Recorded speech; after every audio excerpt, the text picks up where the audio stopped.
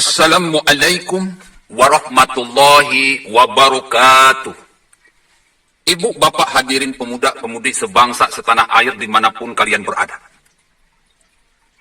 Demo buruh kemarin membuat kita prihatin, di mana aspirasi buruh yang katanya membela hak buruh tercederai dengan aksi bakar-bakaran, pengerusakan, penjarahan. Gak tanggung-tanggung, Mas Bro. Gak tanggung-tanggung.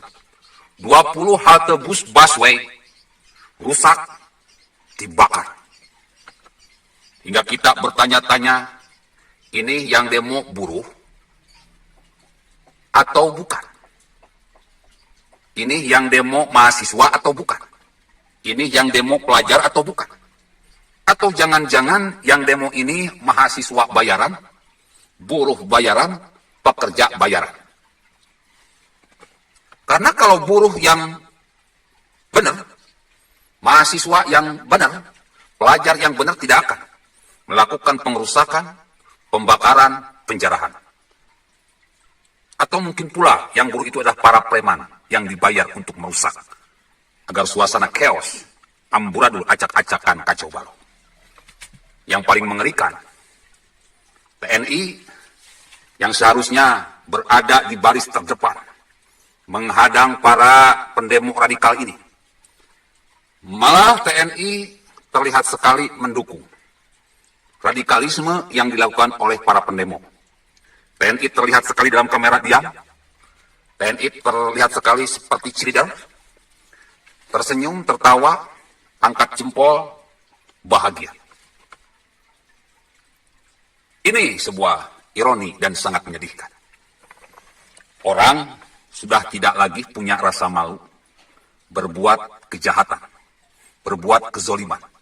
Padahal ribuan CCTV dunia merekamnya. Ribuan CCTV yang terpasang di gedung-gedung di Jakarta merekamnya. Bahkan CCTV akhirat pun menyala, Mas Bro.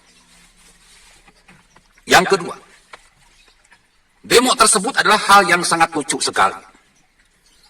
Undang-undang Omnibus Law baru disetujui, sehingga sudah dipastikan berkasnya tersebut belum dicetak. Salinannya tersebut belum dicetak. Sehingga ketika KSPI mau mengadakan uji materi ke MK, merasa kebingungan. Ternyata buku Omnibus Law-nya belum jadi. Jadi ini yang demo ini, demo apaan, Mas Bro? Menolak undang-undang Omnibus Law, padahal buku undang-undangnya belum jadi. Berarti ente semua yang demo, para pengurus KSPI, orang-orang PKS, orang-orang Demokrat tidak mengerti. Karena belum membaca apa yang tercantum dalam buku Omnibus Law tersebut. Ini kan sebuah tindakan yang bodoh dan tolol. Memperjuangkan sesuatu yang belum jadi. Memperjuangkan sesuatu yang hoax. Memperjuangkan sesuatu yang masih tanda tanya. Kalian protes kepada undang-undang Omnibus Law. Undang-undang Omnibus Law-nya belum dicetak, Bro, bukunya. Salinannya belum dicetak. Berarti kalian semua ini belum membaca undang-undang Omnibus Law ini. Ini kan namanya geblek, tolol, sableng. Memperdebatkan sesuatu yang belum pasti. Menolak sesuatu yang belum ada. Jadi kalau misalkan buruh tersebut menentang undang-undang Omnibus Law, ya, ente sudah baca belum bukunya? Pasti semuanya belum baca, karena buku Omnibus Law-nya pun salinannya belum dicetak. Artinya, buruh kemarin murni politik, ingin menggulingkan Jokowi. Yang demo tersebut adalah demo bayaran. Tak lebih hina daripada para pelacur. Para pelacur dibayar untuk memuaskan hidung belang. Berarti yang demo tersebut adalah para pelacur untuk memuaskan para hidung belang politik. Hidung belangnya sudah tahu, Mas Bro. Hidung belangnya sudah tahu, Mas Bro. Yaitu orang yang sudah korupsi 32 tahun. Orangnya sudah meninggal, tetapi harta korupsinya itu masih abadi di bank Swiss. Anda bayangkan, Mas Bro, orang yang korupsi baru beberapa bulan saja, yang korupsi baru beberapa tahun saja, itu sudah kaya rayanya bukan main. Duitnya bisa sampai ratusan miliar, bahkan triliunan. Coba kalian bayangkan, bagaimana jika ada seseorang yang korupsi 32 tahun. Ketika itu KPK belum ada, BPK takut, polisi takut, TNI takut, intelijen takut, semuanya takut kepada sang penguasa. 32 tahun, tak ada yang mengganggu, bisa dibayangkan duitnya sebanyak gimana. Segimana banyak. 11.000 triliun, bro. Bayangin, Mas, 11.000 triliun. Jikalau andai kata umpama misalnya ibarat seperti contohnya seorang PNS korupsi. Dari semenjak masuk PNS hingga dia pensiun, sangat mustahil, bro. Dia bisa mengumpulkan harta korupsi sampai ribuan triliun. Bahkan ratusan miliar pun sangat mustahil. Tidak ada yang bisa korupsi sebesar itu.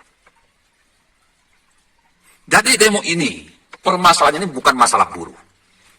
Tetapi demo ini dilakukan tidak lain dan tidak bukan. Adalah ada salah satu pihak yang tidak ingin harta korupsinya selama 32 tahun, 11.000 triliun yang ada di bank Swiss tidak terusik. Akhirnya, dia lebih baik mengeluarkan puluhan triliun daripada kehilangan 11.000 triliun. Maka dibayarlah. Orang-orang HTI, orang-orang EPI, orang-orang PKS, untuk bikin kekacauan politik, untuk bikin kekacauan intelektual, untuk bikin kekacauan negara. Semuanya diacak-acak. Bahkan mereka lebih baik keluar puluhan triliun daripada kehilangan 11.000 triliun. Mereka sudah menyiapkan dana yang tidak terbatas untuk membayar mereka-mereka yang demo, yang cuma dibayar 50.000, 70.000, sampai berani merusak, membakar, menjarah. Cuma dibayar 75.000. Gobloknya minta ampun. Tololnya minta ampun. Ingin menggulingkan Jokowi, dia cuma dibayar 75.000. Padahal uang rakyat yang akan dikembalikan oleh Jokowi hasil rampokan korupsi selama 32 tahun itu 11.000 triliun. Aneh. Mahasiswa jika benar mereka demo, buruh jika benar mereka demo, para pelajar jika benar mereka demo, harusnya mereka itu mendukung Jokowi yang akan mengembalikan uang 11.000 triliun kepada negara. Utang negara cuma 5.000 triliun. Pendapatan kalau misalkan sukses mengambil 11.000 triliun, dipakai bayar hutang, maka sisanya cuma tinggal 6.000 triliun. 6.000 triliun inilah yang akan membuat kesejahteraan Indonesia meningkat pesat. Jadi kalau ada buruh yang ingin menggulingkan Jokowi, maka itu buruh-buruh yang goblok. Kalau ada mahasiswa yang ingin menggulingkan Jokowi, maka itu mahasiswa-mahasiswi yang goblok. Kalau ada pelajar yang ingin menggulingkan Jokowi, maka itu para pelajar yang goblok. Kalau ada anggota TNI yang ingin menggulingkan Jokowi, maka itu anggota TNI yang goblok. Kalau ada mantan presiden yang ingin menggulingkan Jokowi, maka itu mantan presiden yang goblok. Kalau ada EPI, HTI, PKS yang ingin menggulingkan Jokowi, maka HTI, EPI, PKS adalah goblok. Kalau ada KSPI yang ingin menggulingkan Jokowi, maka itu KSPI yang goblok. Mereka malah ingin menggulingkan seorang pahlawan yang akan mengembalikan uang 11.000 triliun kepada rakyat.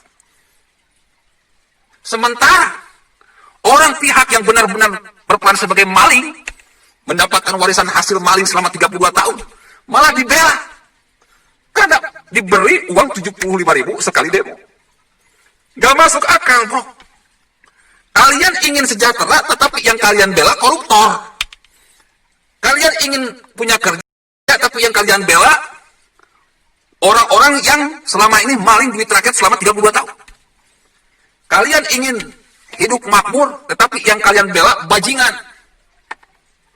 Makanya, Mas Bro, Makanya Mas Bro, kita itu kalau dalam berpolitik pakai otak. Selama kita membela maling, kita tidak akan pernah bisa maju. Selama kita membela manusia-manusia brengsek yang membayar kalian untuk sekali demo 75.000, maka selama itu pula kita tidak akan pernah maju. Inilah kelemahan Indonesia. Selalu membela manusia-manusia yang brengsek. Selalu menzolimi manusia yang benar-benar pro rakyat dan cinta rakyat.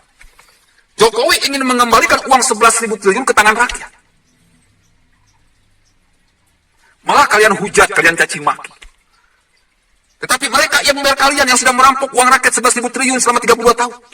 Malah kalian puji-puji, sanjung-sanjung. Goblok, goblok. Coba deh, rakyat Indonesia dimanapun kalian berada. Kita bisa maju kalau kita punya otak. Kalau kita nggak punya otak, cuma dibayar uang 75.000, berani merusak, berani membakar, berani menjarah. Selama itu pula kita tidak akan pernah maju. Karena uang rakyat, kalian izinkan untuk dirampok oleh para maling yang terkadang, yang terkitik, yang terkutuk, yang terketek, yang terkutuk. Jadi kalau ada pertanyaan kenapa kita tidak pernah maju, ya karena salah kalian sendiri yang selalu menjadikan manusia-manusia brengsek sebagai penguasa, yang selalu menjadikan manusia-manusia koruptor sebagai penguasa, yang selalu mengizinkan mereka bebas untuk maling duit rakyat karena uang rakyat, karena uang mereka sudah kalian makan.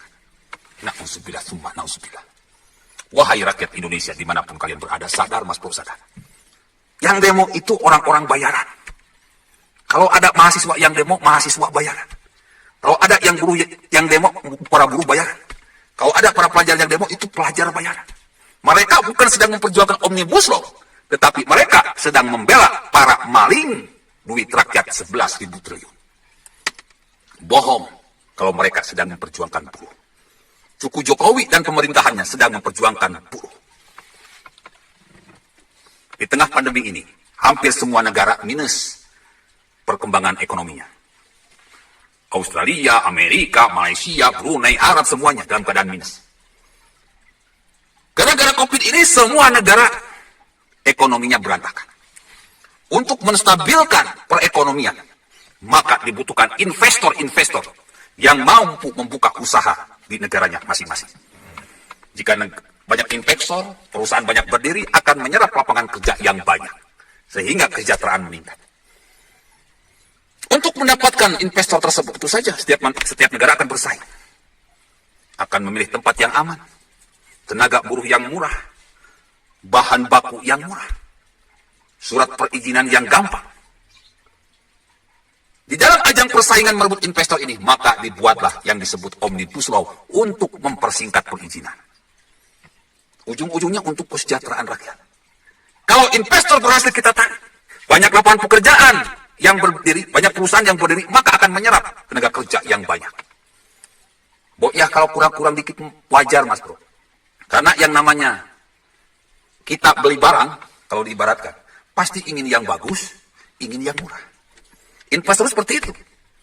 Ingin tempatnya yang bagus, tanahnya yang luas, harga tanahnya yang murah, perizinannya mudah, bahan bakunya murah, buruhnya pun murah.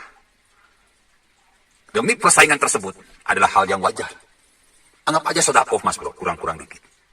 Jadi jangan percayai manusia-manusia brengsek ini pro rakyat. Mereka cuma berkedok pura-pura pro rakyat, padahal mereka sedang memperjuangkan perut mereka sendiri dan memperjuangkan orang yang membayar mereka. Kalau dalam bahasa saya, anjing-anjing politik. Oke rakyat Indonesia, dukung penuh kebijakan Jokowi. Jauh mereka yang menjadi aktor intelektual terjadinya kerusuhan di berbagai daerah masalah Omnibus Law ini. Yakinlah, Jokowi sedang memperjuangkan nasib rakyat. Sedangkan orang PKS, HTI, EPI, Demokrat, itu sedang memperjuangkan perut mereka sendiri dan orang yang membayar mereka selama ini. 11.000 triliun. Orang yang punya duit ini lebih baik kehilangan 10 triliun daripada kehilangan 11.000 triliun. Jokowi ingin mengambil 11.000 triliun ini untuk membayar hutang 5 triliun. Sisanya 6.000 triliun. Sisanya 6.000 triliun dipakai bayar hutang 5.000 triliun. Sisanya 6.000 triliun dipakai untuk mensejahterakan rakyat. Ayo dukung Omnibus Law. yang disetujui oleh banyak fraksi. Yakinlah, kesejahteraan itu ada di pemerintahan Jokowi. Karena Jokowi sudah terbukti, teruji, dan berani memperjuangkan nasib rakyat. Sementara orang-orang PKS, HTI, FPI, Demokrat, mereka belum terbukti berani memperjuangkan rakyat.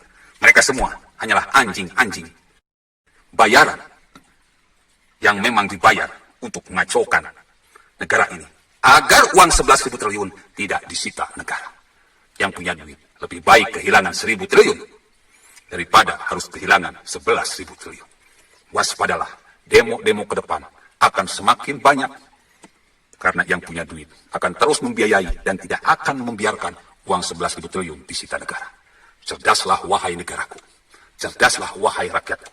Salah satu kelemahan rakyat Indonesia dari zaman dulu hingga sekarang, mudah diprovokasi, mudah dibohongi, mudah dikibuli, mudah termakan hoax, mudah dipecah belah. Makanya Belanda untuk menghancurkan rakyat Indonesia nggak perlu repot-repot perang dengan senjata. Cukup dengan politik divide et impera, politik adu domba atau pecah belah.